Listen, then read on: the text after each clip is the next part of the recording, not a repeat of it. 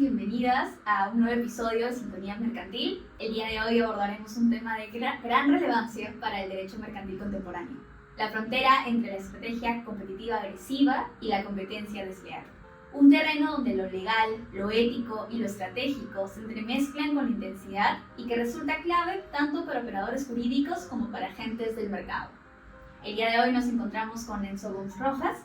Él es abogado por la Pontificia Universidad Católica del Perú, con estudios de especialización en Derecho de la Competencia y Protección al Consumidor. Se desempeña en el área de competencia en Miranda y Amado Abogados y se desempeña como adjunto de docencia en la Facultad de Derecho de la misma casa de estudios. Su trabajo combina el análisis académico con una sólida experiencia práctica en el ámbito regulatorio. Muy buenos días, Enzo. Estamos muy contentos de tenerte en este episodio. Esperamos contar siempre con estos aportes que siempre nos han brindado. ¿Cómo te encuentras el día de hoy? Bien, muy bien. Y muchas gracias a ustedes y al equipo de Derecho Mercantil por la invitación.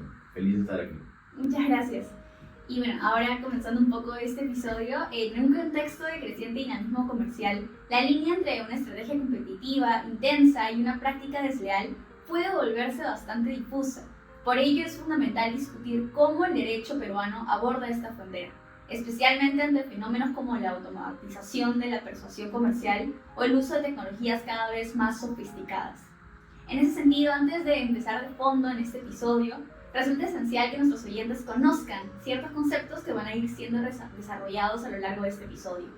Entonces, ¿cómo definirías, Enzo, la competencia desleal y si esta podría ser considerada como una categoría autónoma del derecho peruano? Sí, yo creo que es súper útil aquí diferenciar la competencia desleal de la competencia agresiva, ¿no? Que es un poco de lo que vamos a hablar. La competencia en general es un fenómeno, no es algo que ocurre, digamos, en el día a día en el marco de una economía social de mercado.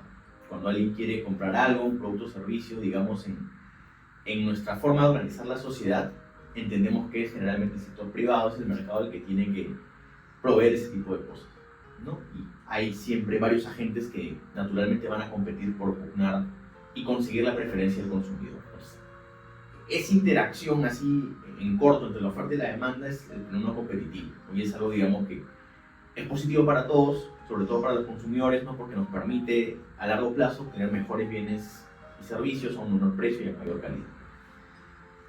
No siempre, digamos, todas las empresas se portan bien, ¿no? A veces hay gente que de repente, en ánimos de conseguir mayores ventas, en ánimos de ganarle desmedidamente su competencia o simplemente para aprovecharse de una situación, se sale de las reglas del juego, se sale de las reglas y empiezan a desplegar prácticas que podrían tener un efecto negativo en el sistema competitivo, digamos, en la forma en que está diseñado nuestro sistema.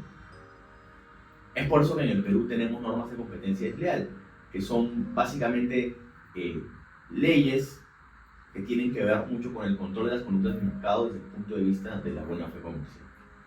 Esto, digamos, está vinculado a la forma en que las empresas concurren y su correspondencia o no con un estándar de buena fe empresarial, ¿no? La ley de competencia desleal peruana, que es como has mencionado el 1044, tiene que ver, o digamos, ampara mucho su fundamento ideológico en el concepto de buena fe comercial. Para el derecho peruano, digamos, un acto de competencia desleal es aquel acto que es contrario a la buena fe comercial, objetivamente contrario a ello, ¿no? Y la buena fe comercial es un concepto indeterminado en realidad. Tiene que ver mucho más con un estándar de de repente, con una idea de corrección comercial, si se quiere, pero que tiene que ver mucho con los usos lícitos, digamos, no parasitarios. Mucha gente lo vincula con el estándar de competencia por eficiencia y va un poco por ahí, ¿no? La idea de proteger o enaltecer un estándar de buena fe comercial tiene que ver con proteger los usos correctos del mercado, ¿no? Que podremos discutir sobre sus límites, pero van por ahí. Y dentro de eso, digamos, que es la competencia desleal, existe algo que es distinto, que es la competencia agresiva, ¿no? Que no tiene necesariamente que ser desleal, ¿no? Porque el mercado es una lucha constante todos los días respecto de quién gana, ¿no? Cuando una empresa o cuando un panadero vende un pan, ese es un pan que deja de vender su competencia a otro panadero, ¿no? Es plata que se pierde, es un daño, digamos, de alguna forma que se crea. Entonces, todo el día hay competencia y en todo segmento de cada necesidad que tenemos, casi siempre hay un agente dispuesto a darnos lo que queremos y dispuesto a, de alguna forma, emplear los medios para lograr conseguir eso que quiere, que es vender. Y a veces los medios son muy variados, ¿no? La competencia agresiva, digamos, no tiene solo que ver únicamente con el competidor, sino que tiene que ver en general de cuál es la aproximación de una empresa al mercado. Por ejemplo, si es que emplea de repente algún tipo de situación que puede ser aprovechada, ¿no? El uso, por ejemplo, de inteligencia artificial de repente, el telemercadeo, o sencillamente publicidad que esté directamente pensada en un competidor, ¿no? Una alusión directa, de repente un ataque un poco más desmedido. Es variable, en verdad. El término de competencia agresiva no está recogido en la ley, en verdad no es un estándar que se utiliza regularmente en las decisiones de Indecopi, pero tiene que ver un poco con ese ímpetu, ¿no? Con la forma más directa, más frontal de afrontar el mercado, no solamente respecto de los consumidores, sino también respecto de otros competidores. Entiendo. Y una vez quizás conceptualizado ya estos términos, resulta evidente que puede ser bastante complicado e incierto establecer fronteras claras entre lo que es una práctica comercial intensa pero legítima y una que va a vulnerar normas imperativas. En virtud de ello, ¿cómo entonces el marco peruano establece o identifica prácticas agresivas hacia el consumidor o actos de competencia desleal entre empresas? ¿Y qué criterios quizás utiliza Indecopi para identificar el paso de una competencia intensa a una desleal? La respuesta es que depende, ¿no? Como siempre decimos, en verdad esto no es blanco y negro.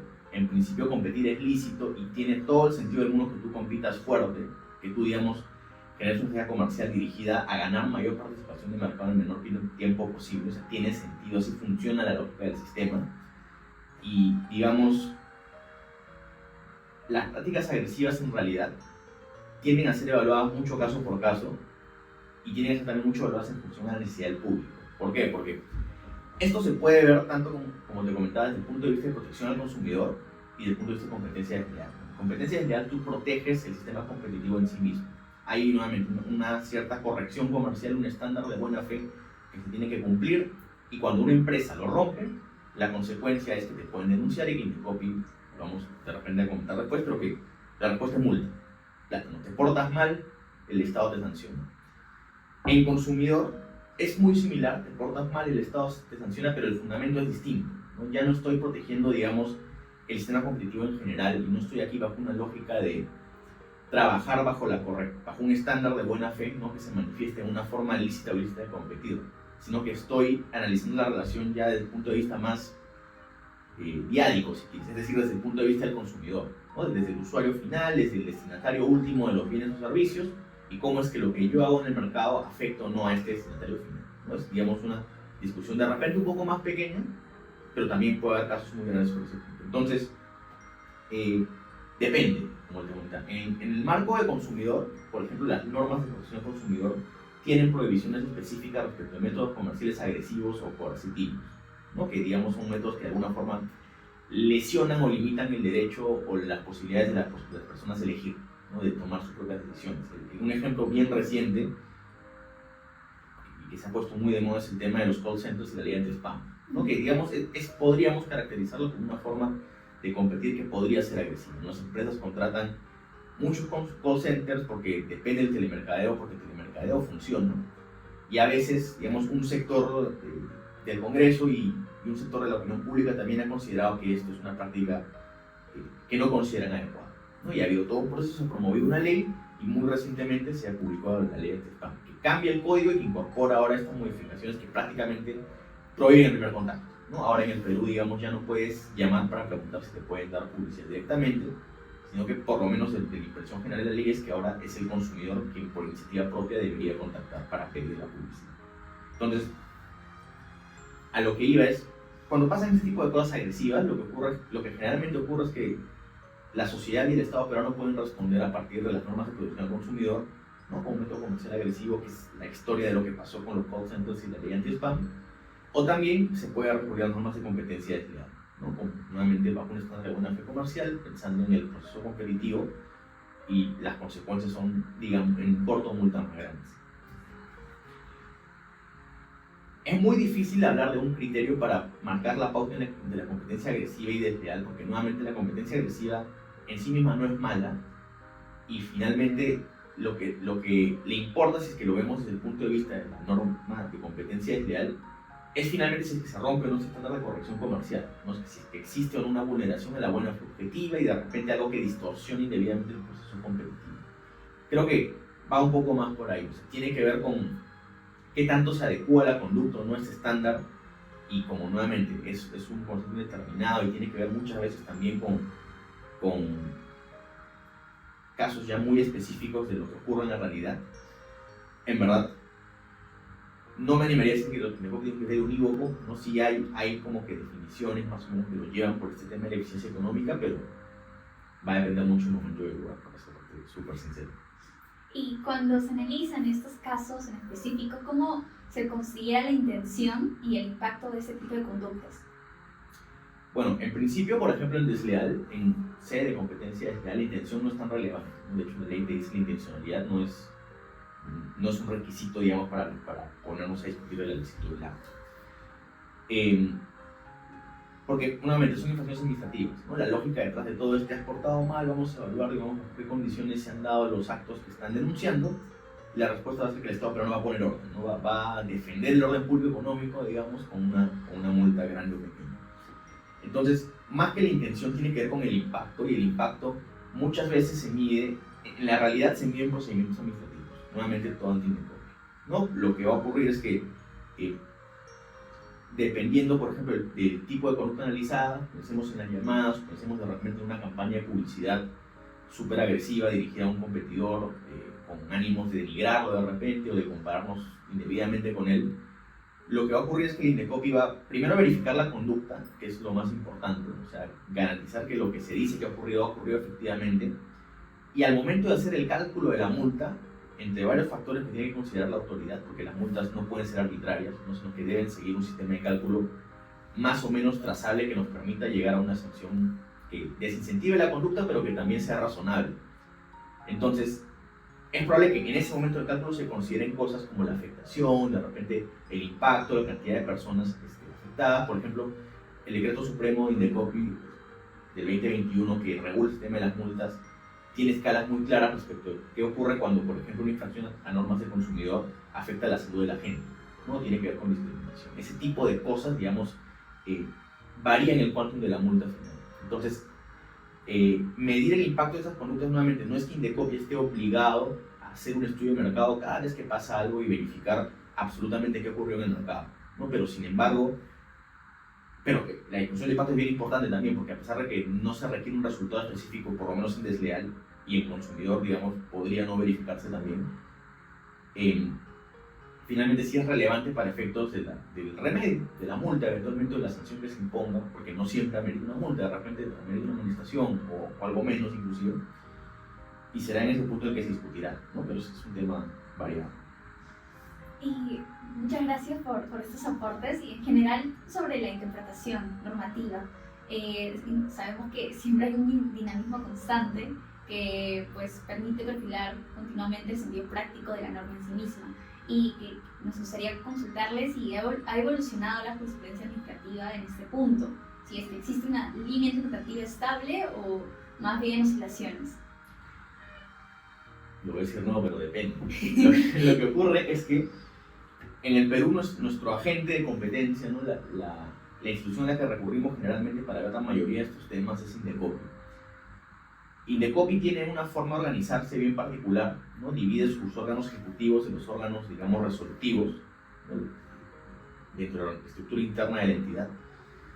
Y quienes resuelven son colegiados, son las comisiones en primera instancia, OPS, si es que fuera consumidor y la cuantía fuera menor, o la sala ante el tribunal en segunda instancia.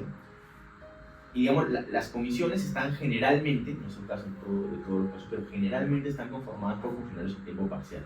Es decir, personas muy reputadas con digamos, una preparación, ¿no? correcta, y que conocen el tema, pero que no se dedican todo el tiempo a estar en Indecopi, no son funcionarios 24/7.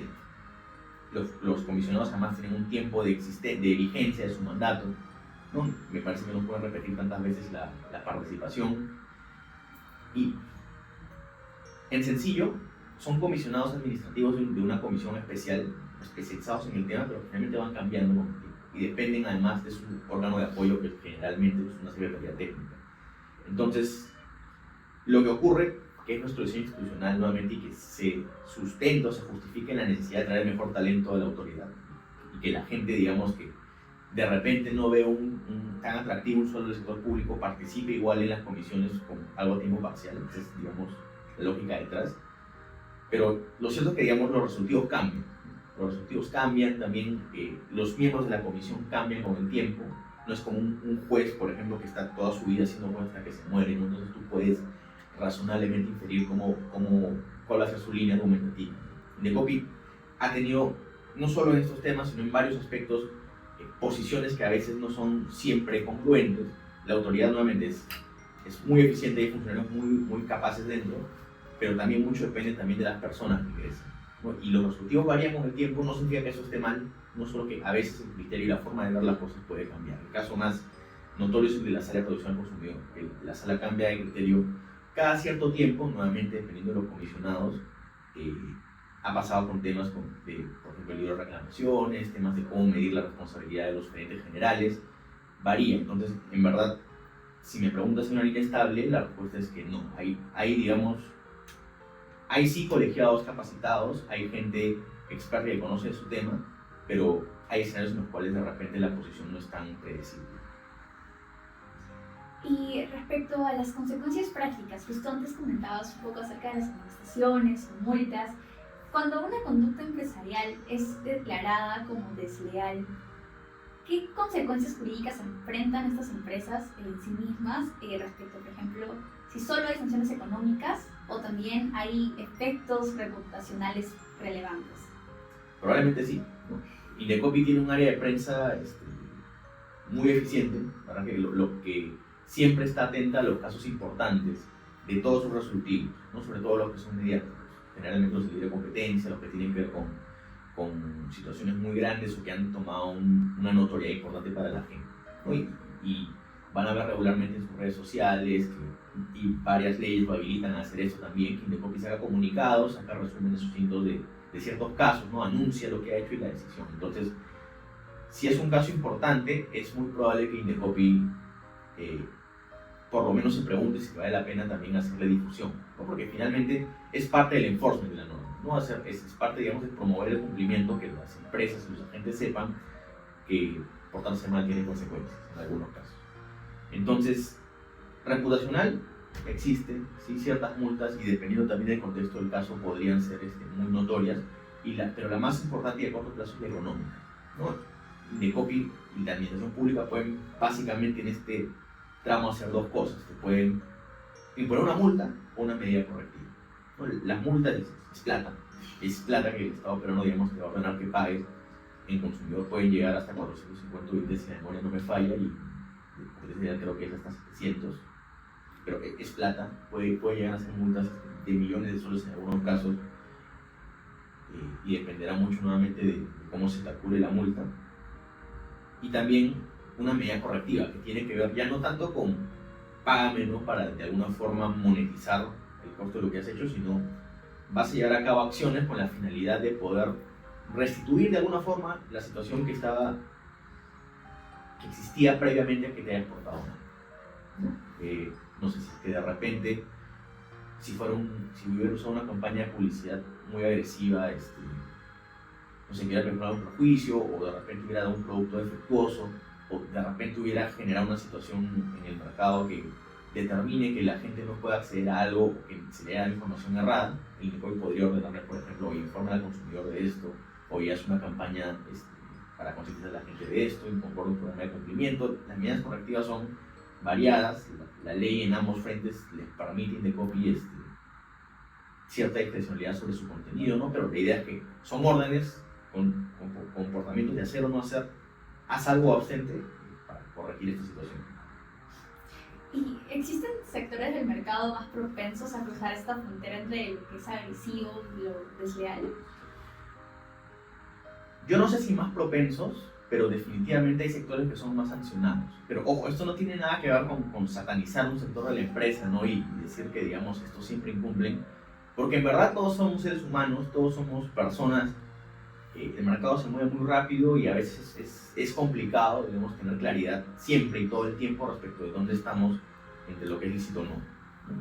Si miran las estadísticas de Indecopi van a ver que seguramente se sanciona mucho empresas del sector banca, empresas del sector inmobiliario, ¿no? Pero esto no tiene necesariamente que ver nuevamente con que estas siempre rompan las reglas, sino que tiene que ver con que son fáciles de ubicar y de sancionar porque son formales. Eso es bien importante porque generalmente las transacciones donde hay problemas, donde se genera algún tipo de codo entre el usuario y el consumidor, suelen también presentarse a niveles de la economía informal, ¿no? Donde uno adquiere algo y el proveedor desaparece, ¿no? O te empieza a llegar publicidad de una empresa que te llama y es una empresa que no existe o que tiene una IRL que está quebrada y es bien complicado. O sea, ese es el tema. A las empresas muy pequeñas o demasiado informales o que ni siquiera domicilian en el país, porque eso también pasa, la gente que compra cosas por internet y que contrata con una empresa en Estados Unidos o en Luxemburgo, que no tiene un sol en Perú, es súper complicado que Indecopi las pueda emplazar, imputar y sancionar, porque no tienen nada, no pueden ser notificadas, no tienen bienes que puedan ejecutar, es súper difícil. Entonces nuevamente, a lo que voy es, claro, hay sectores que son los caseritos, digamos, de Indecopi, los más sancionados, pero no tiene que ver necesariamente con que sean, con que hay algo dentro del sector que los lleve a eso, ¿no? Sino que tiene que ver, me parece a mí, más porque son sectores mucho más formalizados, sujetos a regulación, digamos, fuerte, ¿no? Que los obliga a existir, a tener RUC, a tener persona jurídica y que en el Perú, digamos, se convierten en blanco fácil por eso, ¿no? Pero creo que en verdad la posibilidad de quebrar la ley es algo que por ir siempre en un momento de tu vida. Y bueno, ahora conversando un poco acerca del marketing digital, cómo ha evolucionado en los últimos años. En estos días nosotros encontramos estrategias competitivas que tienen componentes automatizados, campañas dirigidas por inteligencia artificial o personalización basada en Big Data, y son propensas a generar quizás presión psicológica, induciendo decisiones de consumo casi sin reflexión o incluso creando simetrías severas de información. Y entonces, desde tu perspectiva, ¿crees que estas herramientas están desdibujando la frontera entre una competencia comercial legítima o una conducta desleal o agresiva? Y quizás estamos ante conceptos que el derecho aún no termina de regular o entender del todo. Yo pensaría que tiene que ver más con la forma en que empleamos la herramienta que con la herramienta en sí, porque en verdad esta es la historia de toda la vida. Siempre la tecnología cambia y la gente emplea nuevas formas para hacer, digamos, lograr lo que quieren hacer, que emprender más cosas, ¿no? Pensemos en el telemercadeo, antes, en el pasado habrá sido seguro un anuncio en el periódico, antes radial, ahora será de repente un reel, ¿no? Una historia, o una maquinita que junte nuestros datos y los analice y vea qué nos puede vender o no, puede publicidad programática. En verdad, esto varía con el tiempo y sí es cierto que la industria de inteligencia artificial está creciendo bastante, sí sorprende un poco los resultados a los que puede llegar y ha generado de repente mucho debate, por lo menos académico y seguramente también a nivel de public policy, de qué debemos hacer respecto de esto, ¿no? Cuál es la forma ética o la forma limitada de tratar con estos temas. Yo creo que más que darnos un blur entre lo que es legítimo y no, nos va a obligar a hacernos nuevas preguntas, ¿no? A de repente analizar puntualmente en cada caso concreto si es que esto tiene sentido y lo podemos considerar como un uso nuevo. Pensaría que las conductas, claro, cambian las formas, pero de repente el sustento y lo que está detrás es un poco lo mismo. Más que nuevos conceptos, yo creo que son herramientas, son cosas que ocurren, que hay que analizar y que, como tenemos ahorita las leyes, creo que todavía aguantan, ¿no? Pero habrá que hacer seguramente un esfuerzo y de repente una reflexión un poquito más profunda para poder tocarlo correctamente. Muchas gracias, Renzo. Creo que ha quedado muy claro que las competencias agresivas en esencia no van a vulnerar la buena fe dentro del mercado y ni siquiera los principios establecidos por el Decreto Legislativo 1044. No obstante, como hemos podido apreciar en este episodio, la línea que separa la competencia agresiva de la competencia desleal en muchos casos llega a ser muy delgada. La clave para reconocer ambas prácticas se halla entonces en su intensidad y dichas prácticas llegan a romper el marco legal. Y bueno, estimado Enzo, muchas gracias por acompañarnos en este episodio y por permitirnos ahondar mucho más en este tema que estoy segura a nuestros oyentes les encantará. Y bueno, no sé si tendrías algunas últimas palabras y 2 recomendaciones para nuestros estudiantes, nuestros oyentes actuales en Sintonía Mercantil. Bueno, nuevamente agradecerles por su tiempo y como recomendación sigan escuchando Sintonía Mercantil, ¿no? Creo que están haciendo un excelente trabajo y sigan también todos los productos del equipo de Derecho Mercantil, que son variados y siempre hay temas de interés para ellos. Así que nada, eso es todo conmigo. Muchas gracias a nuestros oyentes y los invitamos a seguir en sintonía con Sintonía Mercantil y el podcast de el equipo de Derecho Mercantil aquí en la Facultad de Derecho. Hasta la próxima.